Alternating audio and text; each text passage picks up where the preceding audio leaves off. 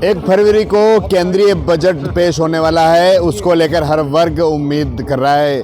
हमारे साथ कुछ व्यापारी हैं और कुछ प्रबुद्धजन हैं जो भी इस केंद्रीय बजट को लेकर कई सारी उम्मीद लेकर बैठे हैं कि इस बार का जो केंद्र का बजट है, जो पहले नहीं मिला, हो सकता है इस बार इस बजट में मिल जाए। बजट 1 तारीख को पेश होने वाला है। सर, क्या उम्मीद लगाकर बैठे हैं केंद्र सरकार से और क्या मांग करते हैं कि किस तरह का बजट चाहिए? देखिए, निसंदेह आगामी दिनों में केंद्र सरकार का बजट जो आ रहा है, व्यापारी जगत को या आम नागरिकों को, स्टूडेंट को उस बजट से बहुत ज़्यादा आशा है। पूर्व में यह कह सकते हैं कि मोदी सरकार द्वारा जो पूर्व में भी बजट पेश किए हैं, रोज़गार का सृजन किया गया है, लेकिन उस रोज़गार को और भी सृजन हो, रोज़गार कैसे आगे बढ़े, लोगों को कैसे रोज़गार मिले, उस पर भी उनको सोचना चाहिए। मैं सर्वप्रथम उदयपुर का नागरिक हूँ। यहाँ का मेन जो व्यवसाय है वह पर्यटन पर आधारित है। हम यह चाहते हैं, केंद्र सरकार से हमारी यह मांग है कि उदयपुर जो पर्यटन इलाका है, देश ही नहीं विदेशों से भी यहाँ नागरिक आते जाते हैं और पूर्णतः पूरे देश की कनेक्टिविटी उदयपुर से कैसे हो, तो रेलवे से हम आशा करते हैं कि रेलवे की जो कनेक्टिविटी है उदयपुर से वह पर्याप्त नहीं है। अभी वर्तमान में उदयपुर से बॉम्बे की ट्रेन सप्ताह में 3 दिन ही चलती है। हम चाहते हैं कि प्रतिदिन यहाँ से उदयपुर से बॉम्बे की ट्रेन चले, दक्षिण भारत को पूरे को जोड़ा जाए, जिससे रेलवे कनेक्टिविटी बढ़ेगी तो उदयपुर में, राजस्थान में व्यवसाय को बढ़ावा मिलेगा।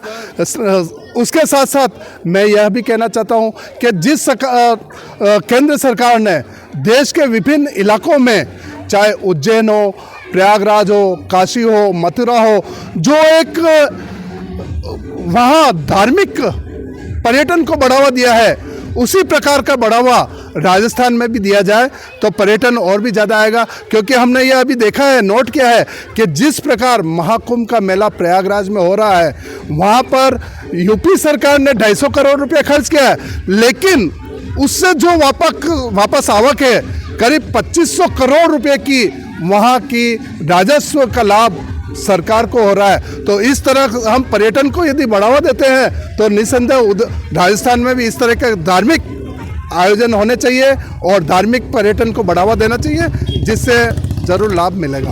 आप बताएं सर, किस नज़र से देखते हैं इस बजट को? व्यापारियों के लिए क्या ज़रूरी है? चाहे टैक्स को ले लें, GST ले लें।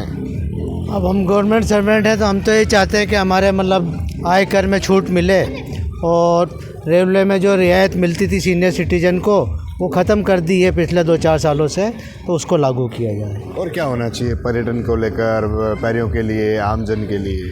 पर्यटन में तो यही है कि मतलब गवर्नमेंट को मतलब इतनी बड़ी ये नगरी है, पर्यटन नगरी है, इसके लिए सुविधाएं बढ़ाना चाहिए। और रेलवे नेटवर्क जो भाई साहब ने कहा है, नेटवर्क से दक्षिण भारत से हमें जोड़ना चाहिए।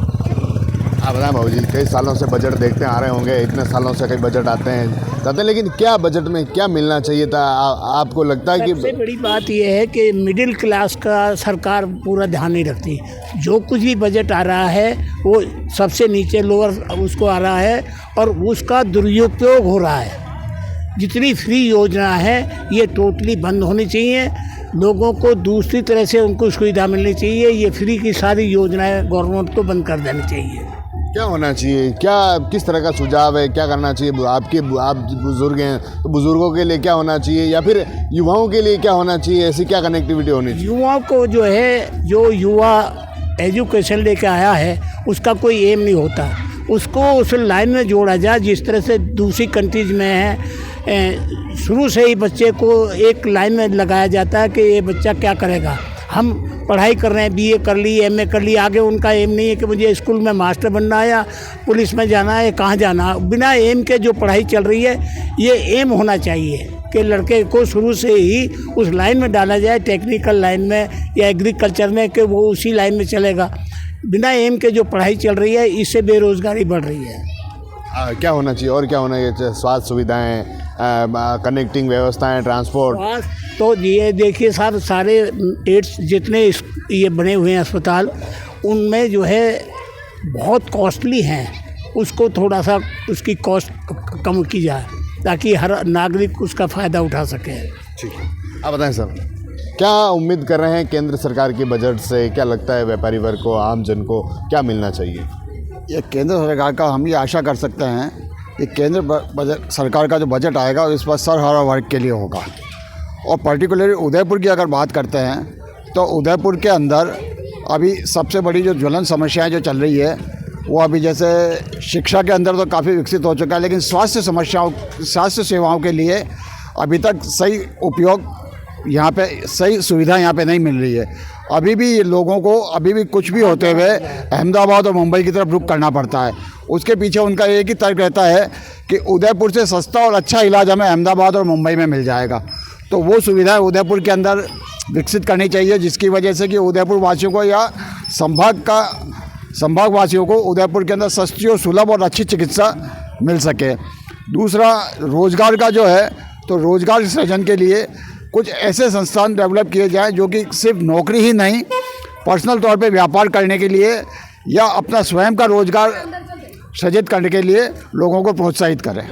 यूथ के लिए, एजुकेशन के लिए क्या मानते हैं आप? एजुकेशन के लिए तो जैसे काफ़ी कुछ यहाँ पे संस्था अच्छी संस्थाएं खुल चुकी है, लेकिन फिर भी उसके अंदर ये है कि जो अभी एक सस्ती शिक्षा जो अंतिम वर्ग तक पहुँच सके उसकी आवश्यकता महसूस होती है।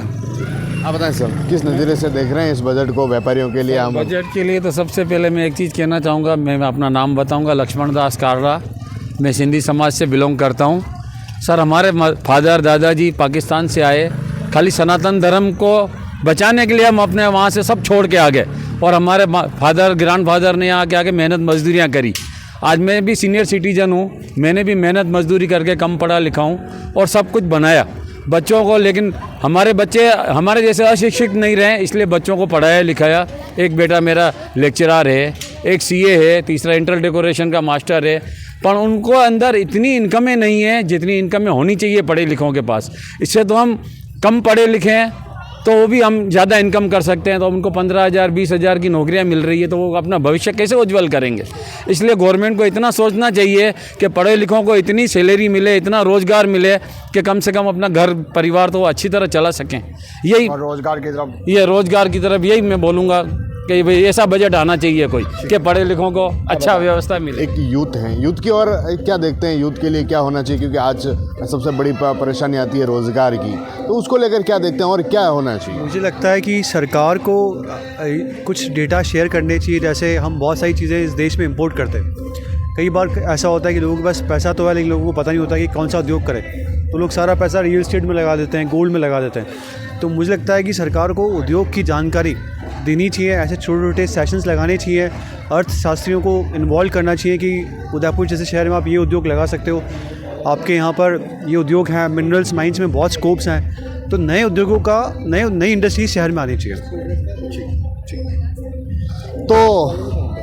तो ये थे उदयपुर के लोग और जिनसे हमने बजट को लेकर जाना। केंद्रीय बजट 1 फरवरी को पेश होने वाला है और उम्मीद वर्ग सभी जो लोग हैं कर रहे हैं कि इस बार बजट में जो केंद्र सरकार है हर वर्ग को राहत दें। जिस तरह से हमने बात की, सामने आया कि उदयपुर हो या फिर देश में जो रोज़गार को लेकर जो सबसे बड़ी परेशानी है उसको लेकर किस तरह समाधान किया जाए, उस पर अगर सरकार फोकस करती है तो शायद बजट में जो लोग हैं, आमजन हैं, उन्हें राहत मिल पाएगी। TV9 के लिए राजेश डांगी।